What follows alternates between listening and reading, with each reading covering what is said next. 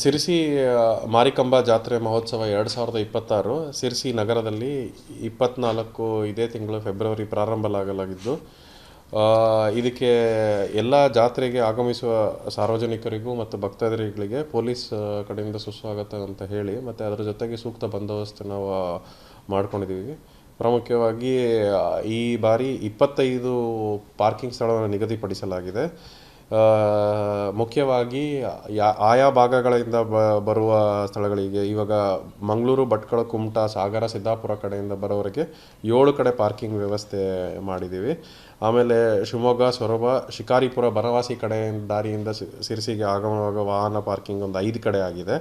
ಹಾವೇರಿ, ಹಣಗಲ್, ಹುಬ್ಳಿ, ಯಲ್ಲಾಪುರ, ಮುಂಡಗೋಡಿಂದ ಬರೋಕ್ಕೆ 13 ಕಡೆ ಪಾರ್ಕಿಂಗ್ ವ್ಯವಸ್ಥೆ ಆಗಿದೆ.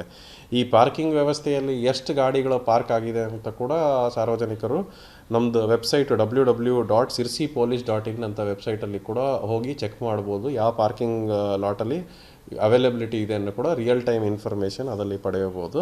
ಮತ್ತು ಅದರ ಜೊತೆಗೆ ಇದರದ್ದು ರೂಟ್ ಮ್ಯಾಪ್ ಕೂಡ ನಾವು ಈ ವೆಬ್ಸೈಟಲ್ಲಿ ತಿಳ್ಕೊಳ್ಬೋದು.